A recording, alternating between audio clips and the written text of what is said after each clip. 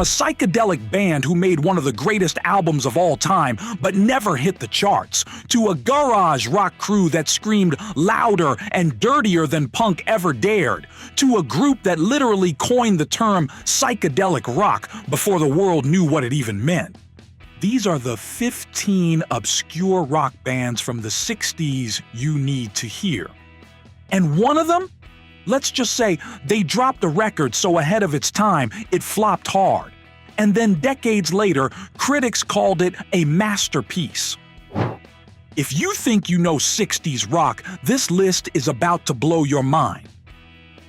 Number 1. Love.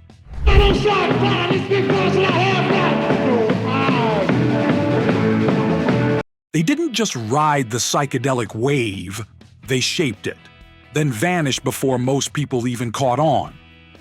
Love were an LA-based band led by the enigmatic Arthur Lee. In 1967, they dropped Forever Changes, an album so lush, poetic, and beautifully strange that even legends like Robert Plant and Jim Morrison swore by it. But here's the tragedy. While critics adored them, Love never broke big. They were too weird, too black, and too LA counterculture for the mainstream machine. Add in internal drama and label neglect, and they became underground heroes rather than household names. Yet Forever Changes endured. The album plays like a psychedelic fever dream, Spanish horns, acoustic layers, and lyrics that hit harder the older you get. Rolling Stone would later call it one of the greatest albums ever made. Love didn't burn out. They disappeared into myth. And if you think their story was poetic, wait until you hear about the British psych pop band who made a masterpiece in secret, broke up, and only got famous years later. Number 2. The Zombies. It's the time of the season. Most people know the Zombies for Time of the Season. But that's just the surface. Their real gem? Odessey and Oracle. A Baroque pop, psych rock masterpiece recorded at Abbey Road in 1967, and completely ignored when it dropped. The band had already broken up before it even hit shelves. But here's the kicker. Critics slowly started rediscovering it. With lush harmonies, mellotron swirls, and existential lyrics, tracks like Care of Cell 44 and This Will Be Our Year started to creep into the DNA of indie rock and dream pop decades later. The Zombies didn't chase trends, they made art, pure and simple. And now? Odessey and Oracle regularly lands on greatest albums of all time lists, despite being a commercial ghost at release. It's a time capsule of beauty and sadness. A band at their creative peak, just before vanishing. And while the Zombies were painting with melody, the next band was turning knobs, blowing speakers, and laying down distorted dreams that felt like acid on tape. Number 3. The Electric Prunes. Your eyes were filled with love the way they used to be. With a name like the Electric Prunes, you already know this band didn't play it safe. They came out of the LA garage scene and dropped I Had Too Much to Dream Last Night in 1966, a track so fuzzy, warped, and sonically explosive that it basically invented acid rock radio. The Prunes weren't polished. They were messy, experimental, and proud of it. Their albums were full of reverse guitar parts, tape loops, and orchestrated chaos. They even worked with classical composer David Axelrod on Mass in F minor. A full psychedelic liturgy sung in Latin. Yeah, that happened. Were they commercial darlings? Not even close. But their weirdness lit the way for garage psych, fuzz rock, and early noise bands decades later. They didn't follow the map, they tripped over it and turned it into sound. And if you thought that was wild, wait until the next band. They beat The Who to rock opera. made an album so ahead of its time it tanked and blew up speakers doing it. And I will blow up your speakers if you don't subscribe right now. Number 4.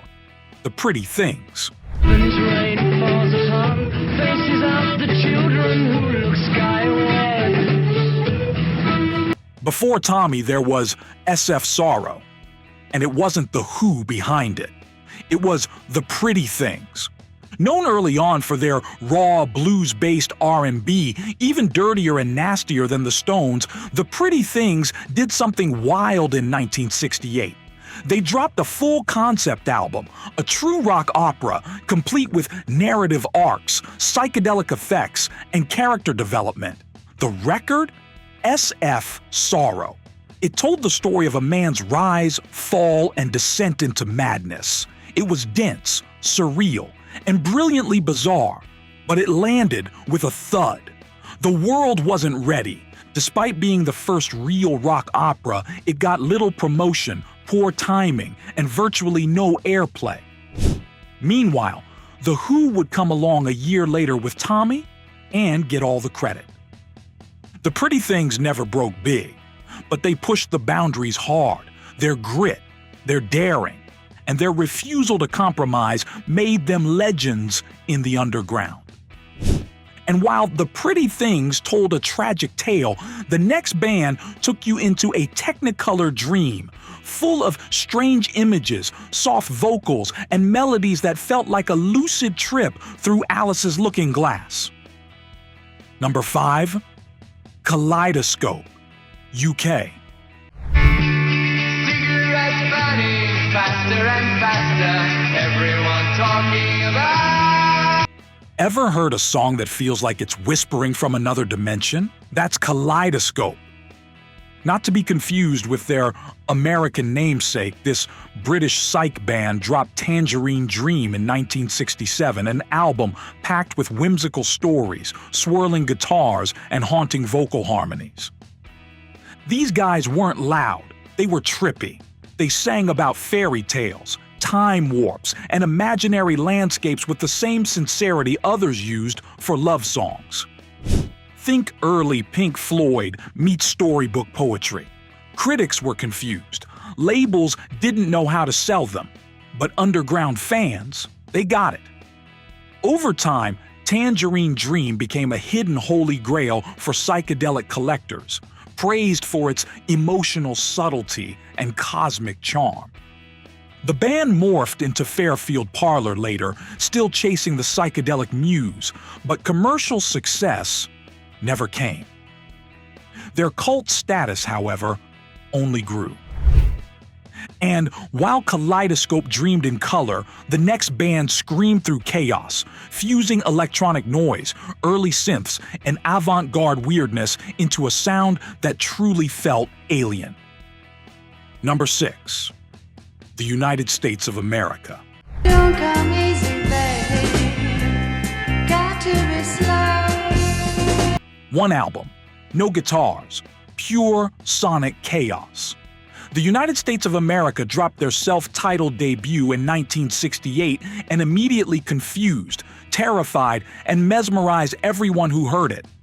Led by Joseph Byrd, a composer with radical politics and a passion for experimental electronics, this band blended primitive synths, tape manipulation, classical ideas, and wild vocals from Dorothy Moskowitz. Imagine Jefferson Airplane reprogrammed by Karl-Heinz Stockhausen. Tracks like The American Metaphysical Circus and Cloud Song don't follow structures. They ooze, glitch, and chant. It's not music for casual listening. It's music that grabs you by the frontal lobe.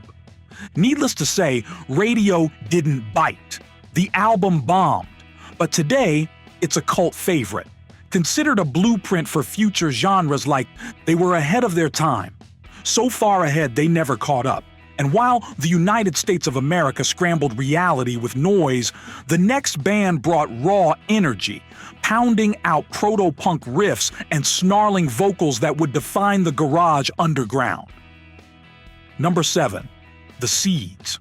Pushing too hard every night and day. Pushing too too hard, push it too hard on me. You want raw? You want dirty? You want the blueprint for punk before punk had a name? You want the seeds. Led by the chaotic charisma of Sky Saxon, the Seeds blew out of LA with Pushin' Too Hard, a repetitive, aggressive garage anthem that felt like a tantrum set to fuzz, but that was just the start. Their self-titled debut and follow-up, A Web of Sound, were packed with grinding riffs, snarled vocals, and wild organ licks that made you feel like the walls were closing in. They didn't want to impress you. They wanted to shake you. Critics wrote them off as amateur. The public didn't know what to do with them, but beneath that feedback and reverb, the Seeds were laying down the DNA for punk, garage revival, and even grunge decades later. They called their music flower punk. But make no mistake, it came with thorns. And if the Seeds were snarling prophets of punk, the next band took that same spirit and laced it with hallucinogens, with a future Yes guitarist leading the sonic charge. Number 8, Tomorrow.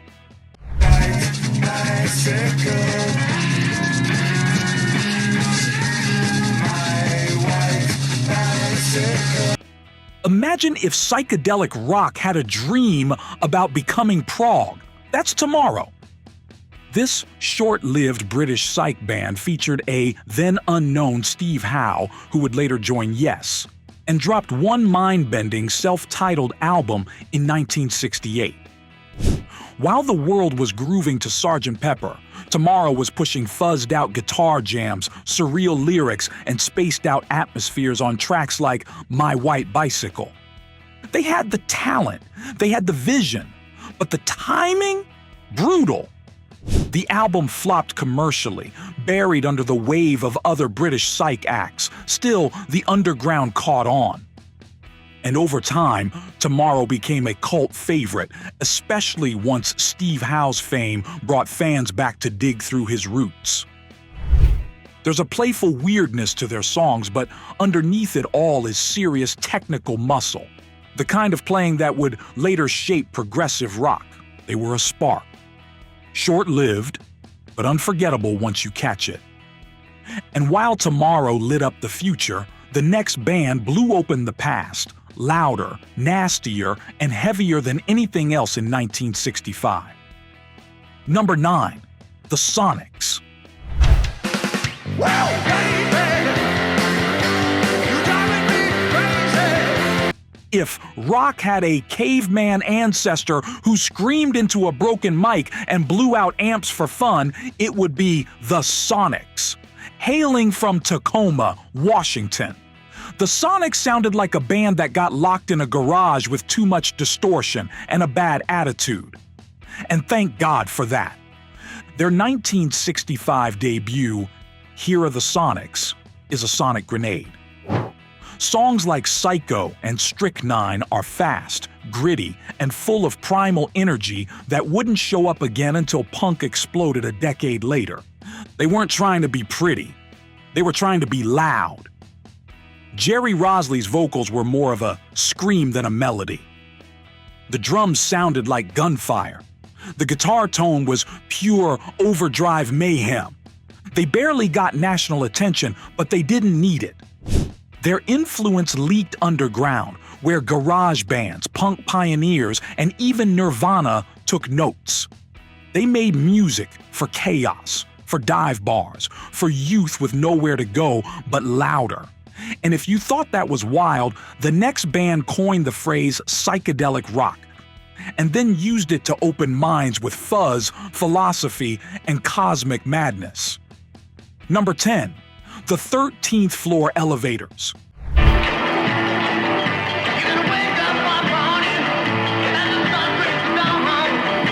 You know that term, psychedelic rock?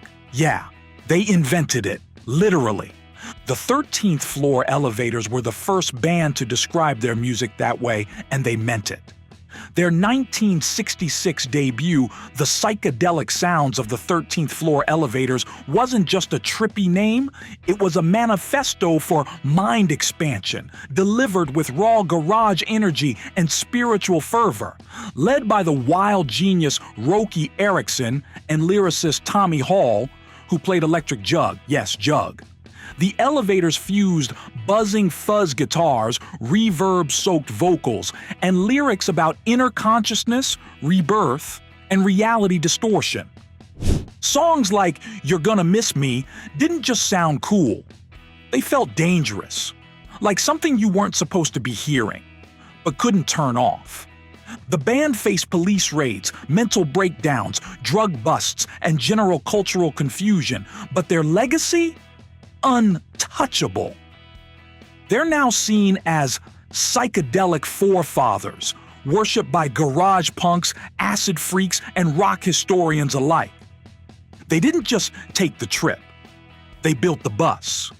And while the Elevators went cosmic, the next band turned toward outer space with a sound so far out it wouldn't be fully appreciated until decades of electronic music caught up. Number 11, Silver Apples. Forget guitars, forget choruses, forget Earth even. Silver Apples were transmitting from another galaxy. In 1968, this New York duo dropped their self-titled debut, fusing hypnotic drum beats with early oscillators, modular synths, and cryptic vocals that sounded more like machinery dreaming than traditional rock. Simeon, yes, that was his name, built his own instrument, a Frankenstein setup of audio oscillators and effects, and paired it with Danny Taylor's relentless tribal-style drumming. The result? Minimalist, spacey, and totally insane for its time. Silver Apples were practically ignored during their short run, dismissed as noise or novelty, but decades later they became underground gods, influencing krautrock, industrial, ambient, and even hip-hop sampling. Listen to Oscillations today, and it still feels like the future. Spooky, sexy, and slightly off its axis. They weren't just ahead of the curve, they were orbiting it. And while Silver Apples were sending signals from space, the next band was down in the Midwest, bashing out garage psych with distortion so heavy you'd swear it came out of a Seattle basement in 1992. Number 12, The Litter.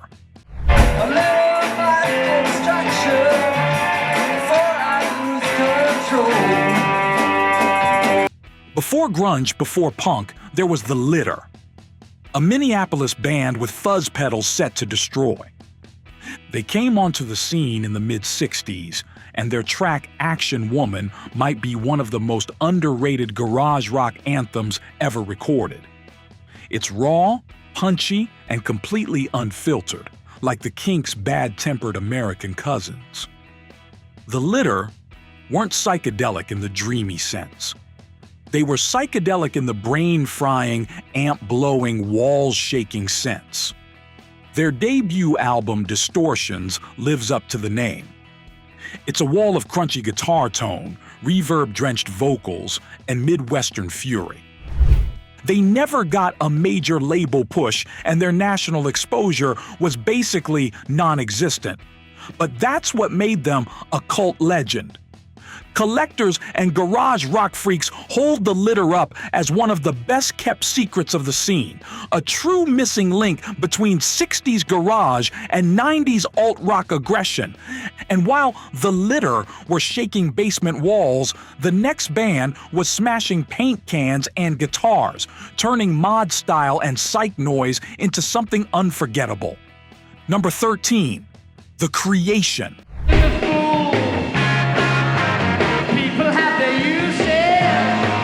Before Pete Townshend smashed guitars, The Creation were smashing paint cans on stage, literally. Emerging from the UK mod scene in the mid-60s, this band fused maximum R&B energy with psychedelic noise, and frontman Eddie Phillips was one of the first to use a violin bow on his guitar, years before Jimmy Page made it famous.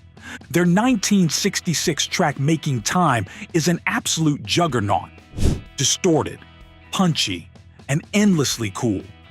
It later showed up in films like Rushmore, introducing new generations to their criminally overlooked brilliance. The creation had all the ingredients: edgy look, aggressive sound, and innovation to burn. But label issues, lineup changes, and bad luck kept them from breaking out in the US or beyond cult status. Still, their influence lingered. You can hear their DNA in everything from The Jam to Blur to early Oasis. And that's not an accident. They helped shape what Britpop would become decades before it existed. And while the creation painted with distortion, the next band showed up in all-black everything, pushing psych rock toward the industrial darkness of future genres. Number 14, The Music Machine.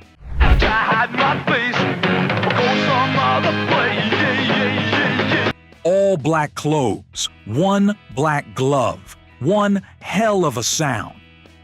The Music Machine were one of the most distinctive and menacing psych garage bands of the 60s.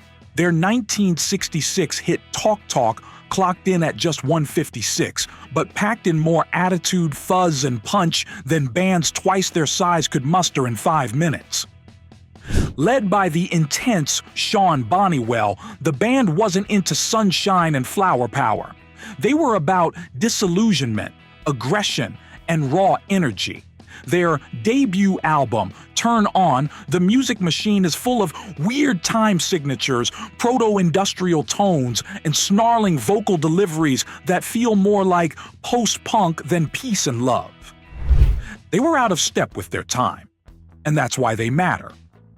The Music Machine didn't just sound ahead of the curve, they were the curve, bent into a power chord and lit on fire. And while their darkness was brooding and cerebral, the final band on this list brought the weight.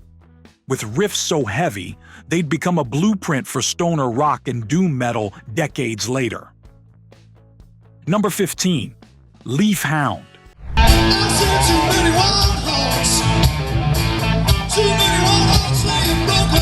They barely made it out of the 60s, but they planted the seed for an entire sound. Leaf Hound were a British band straddling the psychedelic blues of the late 60s and the heavy riffage of early 70s hard rock. Their 1971 album, Growers of Mushroom, is a stoner rock holy grail, filled with fat guitar tones, pounding drums, and grooves thick enough to roll. Songs like Freelance Fiend and Drowned My Life in Fear didn't make radio, they made legacy. This was proto-Sabbath, pre-Cuse, early Orange Goblin before any of those existed. The album was pressed in limited numbers, barely distributed, and totally forgotten. Until collectors started whispering about it. Now, original vinyl copies sell for thousands. These were the 15 obscure rock bands from the 60s you need to hear. Forgotten innovators, sonic madmen, and underground legends who paved the way for everything from punk to prog to metal. Which one blew your mind the most? Drop a comment and let us know if you've been riding with these bands already, or just discovered a new favorite. Be sure to subscribe to the channel and send this to a real rock fan who's always digging for something deeper. And if this list cracked open your third eye, you won't believe the sound that came next in the 70s. Click the video on screen for 15 obscure rock bands from the 70s you need to hear, and see who's been shredding in the shadows.